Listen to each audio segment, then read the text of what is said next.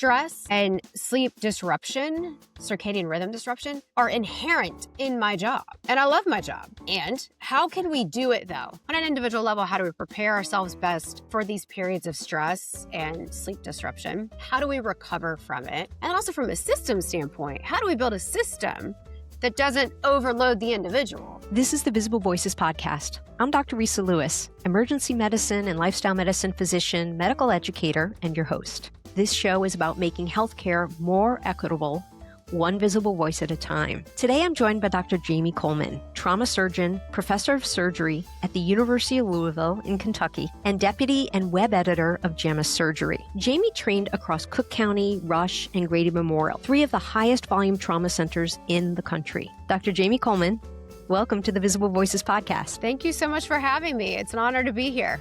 Your grandmother, she went to college and became a microbiologist at a time when that was rare for women. How does her legacy live within you? Oh, thank you so much for asking me that. I think sometimes I don't talk about her enough. She was born in 1921 in a small town in Tennessee. Her father had gone to University of Tennessee, obtained a 4-year degree, and she wanted to go to college. They wanted her to go to an all-girls Southern school first. So she did, actually. Her first 2 years were at Judson, which is a small university or college in Alabama. Then she got her last 2 years. She finally got to go to University of Tennessee, which is also where I graduated from. So I'm very proud to say I'm fourth generation University of Tennessee. And that's where my grandmother met my grandfather. It's also where I met my husband. So she never told me this directly, but she reportedly had said she wanted to be a physician, but she was told that was not something that women did in the early 1940s. Now, I've been told, but again, have no way to verify, she was the first female microbiologist in Tennessee, at least through the state department. She was so ahead of her time. And I credit also my grandfather. She worked outside the home because she wanted to.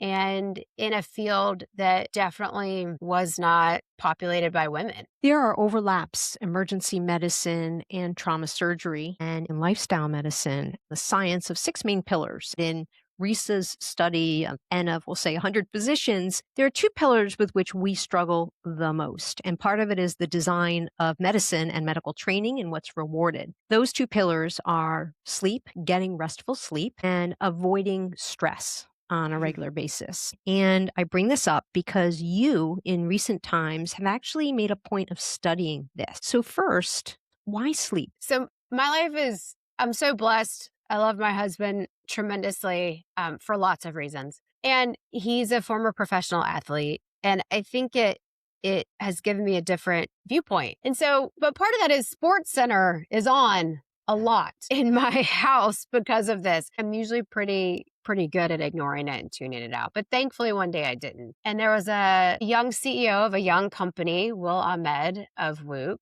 who was getting interviewed and getting asked about his company and what they were doing. And they were doing this, a wearable device, a fitness wearable.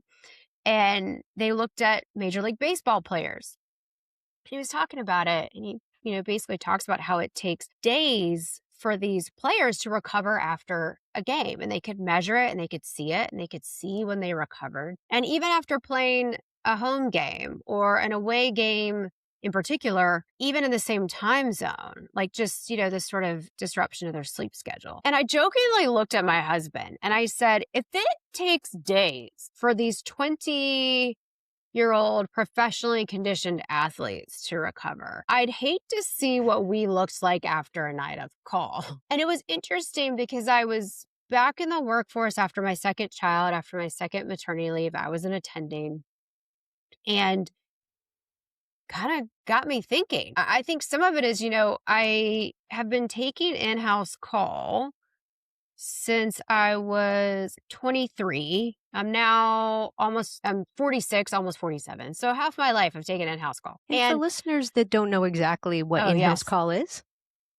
It is where you actually spend the night in the hospital. So a lot of physicians, when they say they take call, that means they finish their day's work, they go home and their pager or their phone is on and they're susceptible I would say, to getting phone calls about patients or even patients that have returned to the emergency room, et cetera. In-house call means that I come in the hospital and I don't leave until my call period ends and maybe then some, dependent upon where we work. And in surgery, most of us don't come in when call starts and leave when call ends. We either are doing a 24-hour call or a 30-hour call, or we're doing a 24-hour call, but then we have to finish our notes and do all these things the next day. We've got a morning report where we talk about patients that came in from the night before. So I think part of it is I'd been doing it for so long that it was normal. I didn't really even think about studying it, but truly this interview got me really thinking about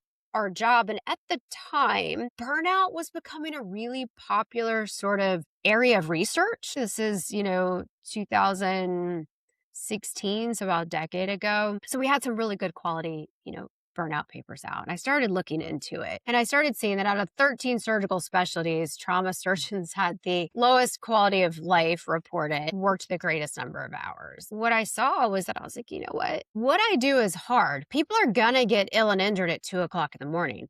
Stress and sleep disruption, circadian rhythm disruption, are inherent in my job. And I love my job. How can we prepare on both an individual and system level? On an individual level, how do we prepare ourselves best for these periods of stress and sleep disruption? How do we recover from it? And also from a system standpoint, how do we build a system that doesn't overload the individual as well? So you decided to design a study where you put on physiologic monitors on trauma surgeons, 224 acute care surgeons for a 6-month period. Walk us through more of the methodology. So actually, I started first with 2 centers, more of proof of concept. We did use Whoop. I have no financial disclosure with them. We paid for the devices. And we used Whoop for a variety of reasons, one of which was that the armband has been validated to be worn on the upper arm. We knew through prior research that operating in of itself places stress on surgeons. And I wanted to be able to capture all that intraoperative stress. And the other devices that are, rings or watches, we obviously can't wear during an operation. We have to be completely free and scrub in. So there's no jewelry or devices that you can wear. And so I did it really for proof of concept, just to see. And we did the first study with 17 surgeons in 2 trauma centers. And so we learned a lot from it. And it was really just, will you wear this for 3 months? I'll do all the hard work. But we learned a lot from it in that when we designed the bigger study where we actually enrolled 250, but we, lost some through data issues. I knew that I wanted to get more granular data. I knew that 250 surgeons all across the United States, I wasn't going to have local access to call centers. So we built a daily survey that got sent out that asked people, were you on call last night? Yes, no. A lot of branch logic went into it. So we got to ask about, did you operate last night? Did you get a high, level trauma patient? Did you have an unexpected bad outcome in terms of a patient death or a particularly stressful case? And so it was great. The trauma community really showed up and volunteered. I think it had to convince people that I really thought I could get 250 of my colleagues across the country That's to do great. it. And they did.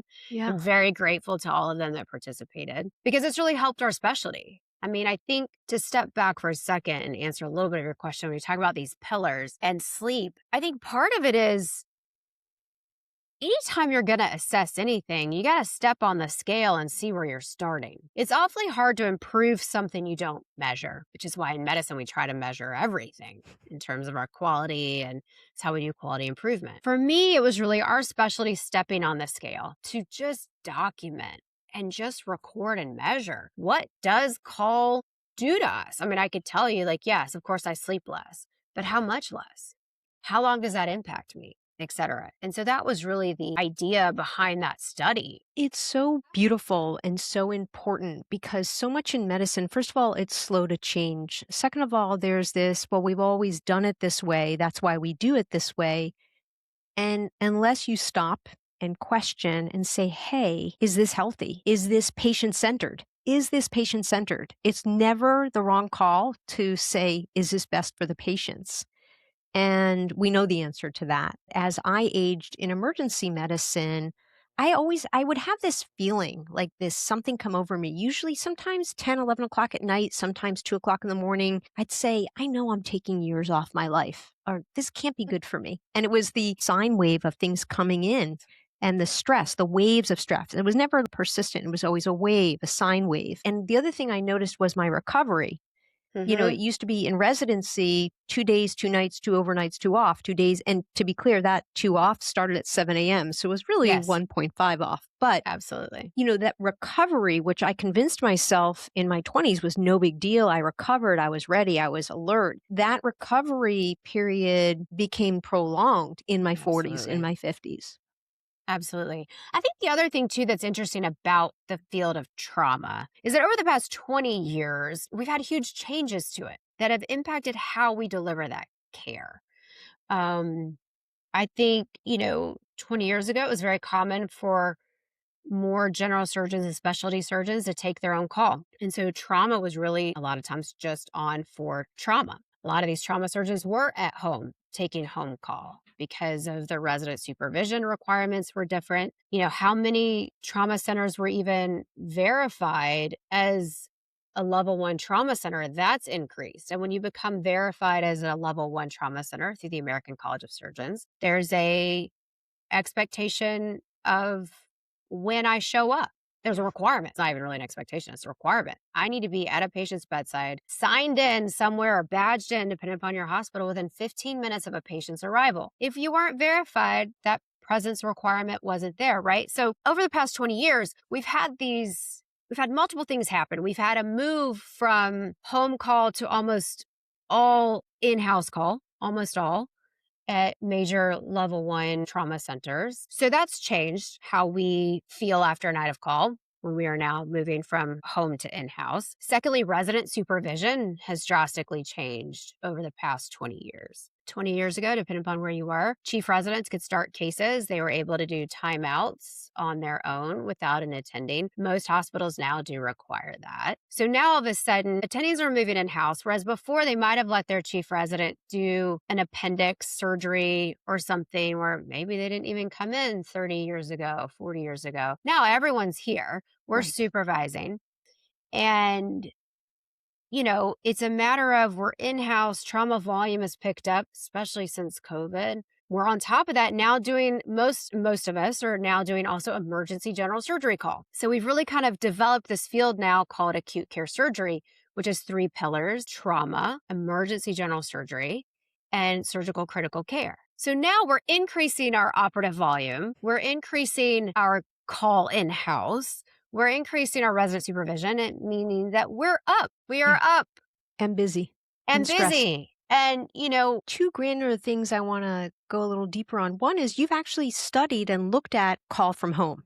we did, yes. And what did you find? Call from home. It was interesting. In this study, because we did it amongst so many different surgeons, there are some surgeons who take both in house and home call because they'll take in house call maybe for trauma, but then they'll take home call when they're covering the surgical ICU or something like that. So I was able to, in the same cohort, look at the differences between the two. And it's interesting. It's not by much, but if you're on call and you never get called, there's a slight change to your sleep. Yeah. Again, there's this anticipatory sort of, or maybe there's a change in your routine where my colleagues will sleep in a guest bedroom because they don't want to disturb their spouse if they're on home call, right? And their phone's going off or pager's going off or et cetera.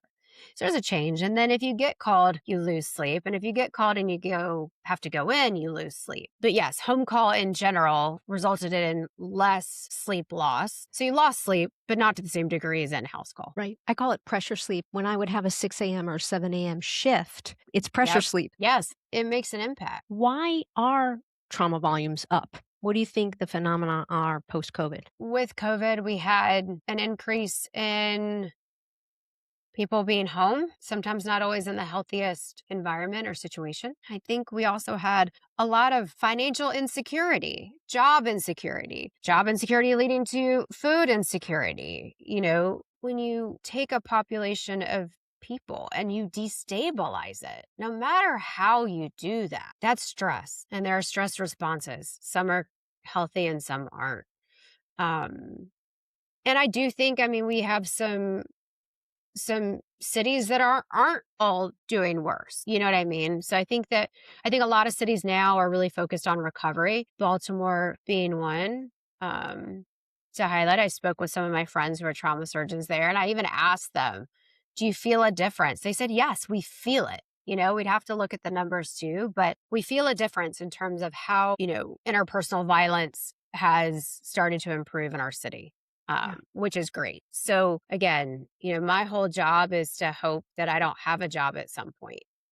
Um, that we're able to have a structure and a system where interpersonal violence, um, unsafe driving, whether it's, intoxication or we're using our cell phones but, distracted driving, where we can, control for all these things and then I'm not needed. Closing the loop on sleep and your science, the association with burnout, what have you found? What have you reported? Burnout's interesting because how it was originally described was stress solely related to the workplace. I actually think it's way more nuanced than that. I think that we feel burnout as also being female or male, but having children, young children, children still living at home. Really what that points to is work life imbalance or work life conflict. And knowing, right, that females who work outside the home do more home related tasks than male partners who work outside the home, right? So it makes sense to me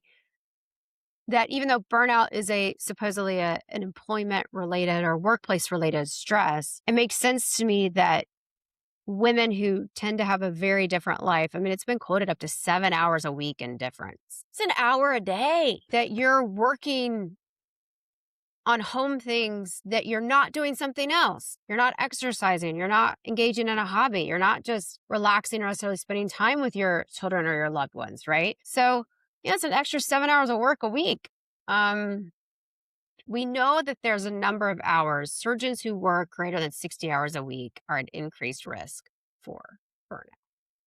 And for sure, feelings of burnout were correlated with loss of sleep, which makes sense. When we're tired, everything feels worse, right? You're tired, and every single negative emotion is exacerbated. And so we found, that the less you sleep, the more burned out you feel. And interestingly, calls, as we had asked people, did you have a call with particularly, stressful case or patient death, those feelings of burnout increase. But the other thing, actually, I'll tell you the most interesting thing I found about burnout, which I think is huge, is actually mission alignment and value alignment. Mm. And this actually bore out in our study of home call. So if you're on call and you don't go in and you don't even get called, you get a little bit of loss of sleep, burnout goes up from baseline. If you're on call, get called, but don't have to go in, your burnout also goes up and your sleep quality worsens. But if you're on call, get called, and have to go back into the hospital, it actually offset almost all, but not all, but a large percentage of the feelings of burnout. Hmm. And I'll tell you, at 2 o'clock in the morning, I've never been with a resident in the middle of a very serious major operation and had them look at me or a partner look at me at 2 o'clock in the morning. 2 o'clock in the morning, every cell in your body is telling you should go sleep. I've never had anyone look at me at 2 o'clock in the morning when we're doing what we trained to do, when we're doing what we sacrificed other aspects of our lives to learn how to do. I've never had anyone look at me and say they felt burnout. But at 2 o'clock in the afternoon, drowning behind, a pile of medical records, behind a computer, you're going to feel burned out. And so I think it's really twofold. I think one is we need to make sure that as physicians, we are spending time at the bedside. We are spending time in activities that feed our soul and fulfill our sense of purpose. And at the same time, yes, there's a max, right? Like, I mean, if I'm up at 2 o'clock in the morning every morning for 7 days in a row, I could be doing it for real reason and feel fulfilled, but there's a physiologic ceiling on that. And I loved that finding because it really points to we are a mission-driven people. I don't make widgets. Even though widgets are important, everything's important. It's the point of I chose this. I didn't go to Harry Potter's school of witchcraft and wizardry and really hope that I got like dermatology, which is super important. Please don't come for me, dermatologists. But you're not doing an in-house call at 2 o'clock in the morning, right? You're not opening people's chests. Yeah.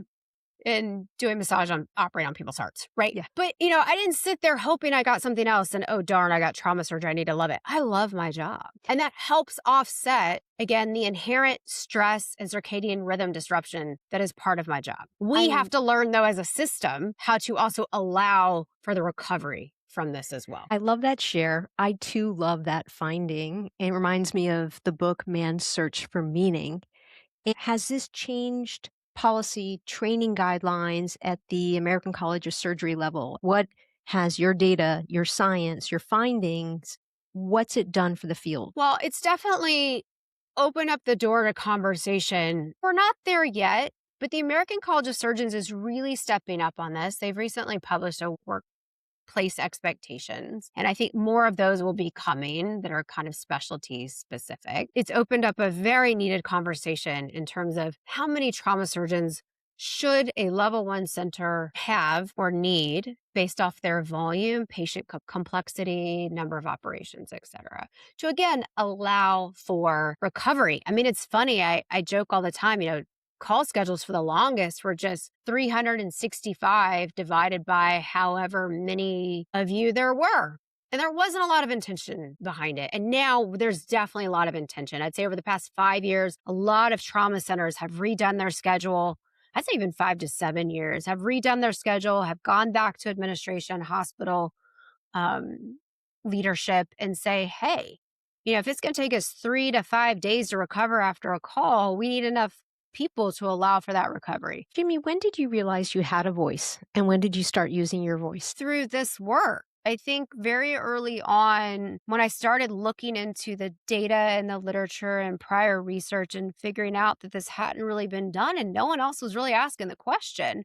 And it was kind of a lightning moment of like, yeah, we've been doing it for so long. We never stopped to think to ask why. I mean, I think we know the why, but how should we do this? And what is this doing to us?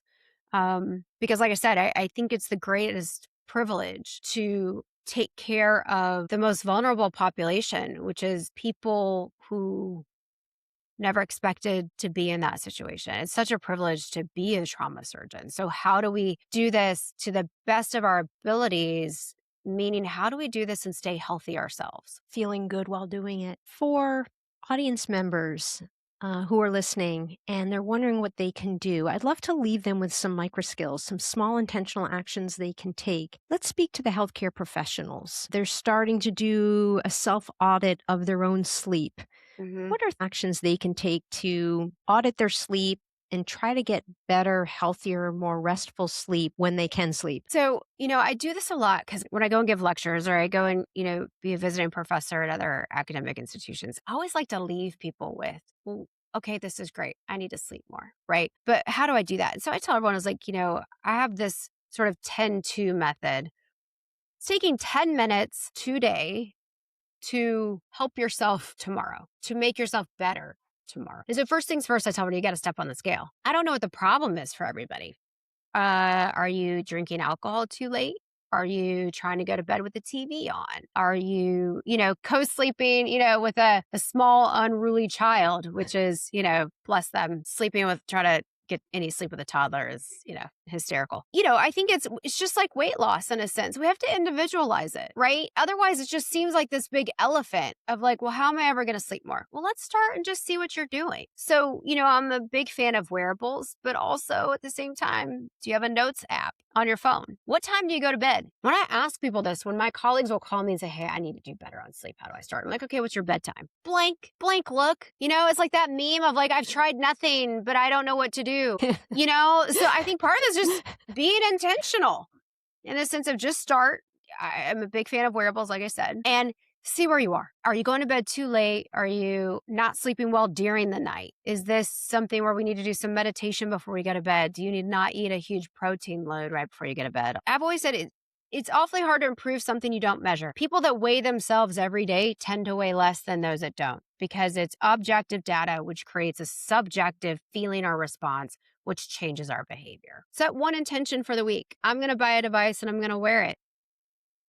Yeah. Or I'm not going to buy a device, but I'm just going to write down what time I go to sleep and what time I wake up every day. Jamie, what should the title of our episode be? How to Sleep by somebody who doesn't sleep. I think it's awfully hard to be well when you're not sleeping well. Dr. Jamie Coleman, thank you so much for joining me on the Visible Voices podcast. For listeners that want to follow you, your work, and your publications, what's the best way? You can just search for me, Jamie Coleman, MD, pop up at JAMA Network as well, is where we like to highlight good science. All right. Thanks again for joining me. Thank you. The Visible Voices podcast amplifies voices in the healthcare, equity, and innovation spaces. Our team includes Dr. Giuliano DePortu and me, Dr. Resa E. Lewis. Find me at Resa E. Lewis, MD on social media or visit thevisiblevoicespodcast.com. Find us wherever you listen to podcasts and watch our episodes on YouTube. This podcast is for education and entertainment purposes only. The views and opinions expressed by hosts and guests are their own and do not reflect those of their employers or institutions. Guest appearances do not imply endorsement of any product, service, or organization. Information shared here is intended for general informational purposes only, reflects the time of recording, and should never substitute for clinical judgment or individualized medical advice. No physician-patient relationship is created by listening to or watching this podcast. Together, we're making healthcare more equitable, one visible voice at a time.